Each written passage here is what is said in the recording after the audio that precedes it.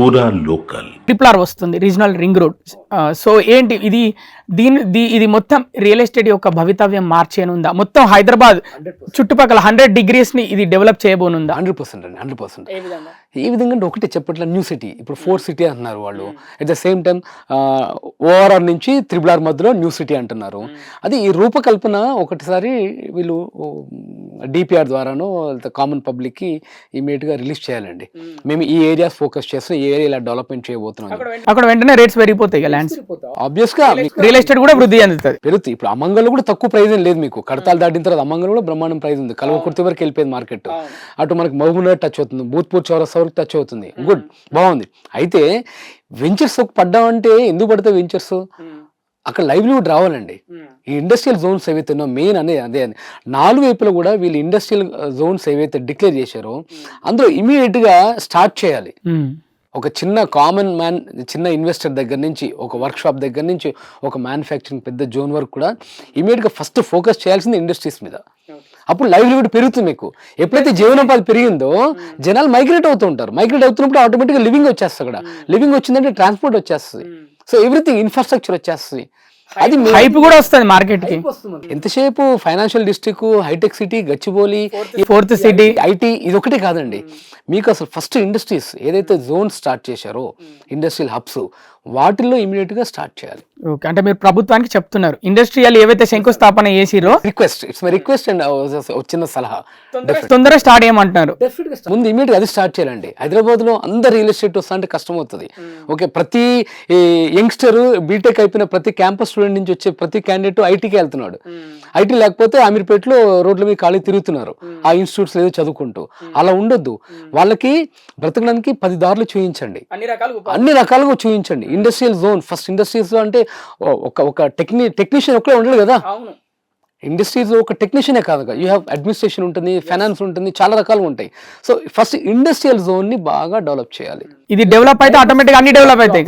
Diversity jobs వస్తుంది బాగా. ఇప్పుడు ఈ ఐటీ ఇండస్ట్రీలో ఏదైతే ఇన్సెక్యూరిటీ చాలా మంది ఈ మధ్య ఫీల్ అవుతున్నారో, ఇప్పుడు అమెరికా చాలా మంది పరిగెడుతున్నారు, ఆస్ట్రేలియా పరిగెడుతున్నారు.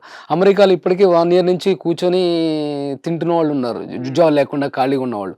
ఆ పరిస్థితి ఎందుకు రావాలి, ఎందుకు ఇవ్వాలి? పేరెంట్స్ పంపిస్తున్నారు, లేకపోతే పేరెంట్స్ మభ్యపెట్టి పిల్లలు బలవంతంగా వెళ్ళిపోతున్నారు అక్కడ ఏదో చేయాలని చెప్పేసి. అవి గ్రాడ్యువల్గా రాను తగ్గించేసేయండి. ఇప్పుడు మేక్ ఇన్ ఇండియా అంటున్నారు. మేక్ ఇన్ ఇండియా రియల్గా అని డిక్లేర్ చేసిన తర్వాత రియల్గా ఎంత గ్రోత్ వచ్చింది మేక్ ఇన్ ఇండియాలో. Make in India out of India అయిపోతున్నారు. అసలు ఈ రోజు ప్రపంచవ్యాప్తం మొత్తంగా అవుట్ ఆఫ్ కంట్రీ వెళ్ళేటువంటి వాళ్ళు మన కంట్రీ నుంచి ఎక్కువ. అంతే కదా. మెజారిటీ అన్నది జాబ్స్ కానీ ఎంప్లాయ్మెంట్ కానీ బయట నుంచి వెళ్ళే కంట్రీ మన కంట్రీ. అమెరికా యూనివర్సిటీలో మన స్టూడెంట్స్ ఎక్కువ. ఇప్పుడు చైనా దాటిపోయారు. Any country you see our Indians will run like anything. మీరు హైదరాబాద్ అంటే దీనికి కారణం మన దగ్గర ఇండస్ట్రియల్ ఏరియాస్ డెవలప్ చేయలేకనా? ఇండస్ట్రియల్ జోన్ లేదు, ఫ్రాంక్లీ స్పీకింగ్ లేదు, ఉండాలి. ఇప్పుడు గురుగావ్ ఢిల్లీలో ఉన్నాయి, కొన్ని ఎంఎన్సీ కంపెనీస్ ఉన్నాయి.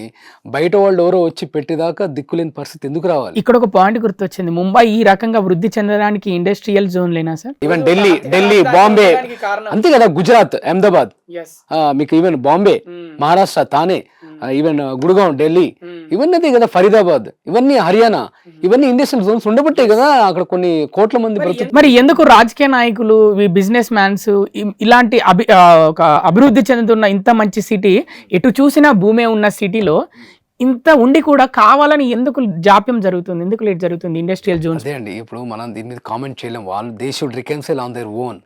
అరే మనం ఇన్ని సంవత్సరాల నుంచి పాలిటిక్స్లో ఉన్నాం, ప్రజాసేవలో ఉన్నాం, గత 25 ఏళ్ళు, 30 ఏళ్ళు, 40 ఏళ్ళ నుంచి. ఎందుకు ఇంకా ఈ రోజు కూడా మనం పథకాలని డిక్లేర్ చేస్తున్నాము? ఈ రోజు ఇంకా why we are talking about poverty, ఇంకా బీదరికం గురించి ఎందుకు మాట్లాడుతున్నాం మనము? మనం ఏ స్టేజ్లో, అడ్వాన్స్గా స్టేజ్లో ఎక్కడికి వెళ్ళాం మనము? మనం హైదరాబాద్ సిటీలో 30-40 ఏళ్ళ నుంచి ఉంటున్నాము. అప్పటికి ఇప్పటికి తేడా ఏంటి? మనం 40 ఏళ్ళ నుంచి ప్రజాసేవలు ఉన్నప్పుడు అప్పటి నుంచి ఇప్పటికి జరిగిన గ్రోత్ ఏంటి? ఓకే, ఎంప్లాయ్మెంట్ ఏంటి? నా వల్ల జరిగిన ఉపయోగం ఏంటి? నేను ఎంత బెనిఫిట్ చేయగలిగాను సొసైటీకి అన్నది ఎవరికాలు ఇండివిజువల్గా రికన్సైల్ చేసుకోవాలండి. ఇర్రెస్పెక్ట్ ఆఫ్ ది పార్టీ అందరు రికన్సైల్ చేసుకొని సమిష్టిగా ఇది కలిసి చేస్తే తప్ప మనం ఒక ఎక్స్ట్రాడినరీ సింగపూర్ లాంటిది మాటలను వింటున్నాము, డల్లాస్. సిలికాన్ సిటీ అని మాటలు వింటున్నాము. బట్ ఎట్లా ఇప్పుడు ఉన్న వాళ్ళే పైకి వెళ్తున్నారు, ఒక వర్గం వాళ్ళే అవ్వచ్చు, కొంత సెక్షన్ అలా ఉండిపోతుంది. అట్లా మీరు యూనివర్సిటీస్ అంటున్నారు, స్కూల్స్ అంటున్నారు, కాలేజెస్ అంటున్నారు, ఫ్రీ ఎడ్యుకేషన్ అంటున్నారు. ఎక్కడ ఎక్కడ ఎవరన్నా అందులోంచి పూర్తి చేసుకొని బయటకు వచ్చాము అన్న దాఖలాలు ఉన్నాయా? పేరుకే రియల్ ఎస్టేట్ వాళ్ళు అంటారు కానీ వాళ్ళ దగ్గర కూడా ఇలాంటి ఒకటిలండి అంతే, జస్ట్ టెంపరీ. అన్ని హంగులు ఆర్భాటాలు తప్ప ప్రాక్టికల్ గా చూస్తే దిస్ నథింగ్. ఎన్నో బాధలు, ఎన్నో చాలా ఇబ్బందులు ఉన్నాయి. నష్టాలు ఉంటాయి కదా రియల్ ఎస్టేట్ లో కూడా. ఎందుకు ఉండవండి, చాలా ఉంటాయి. అంటే రియల్ ఎస్టేట్ బిజినెస్ చేస్తున్నా అంటే కోట్ల డబ్బు ఉందేమో అనుకుంటారు. కోట్ల డబ్బులు ఉంటాయి, ఇందులో ఎన్నో రకాల బాధలు ఉన్నాయి, చాలా ఇష్యూస్ ఉంటాయి. అంత తేలిక కాదు ఇది.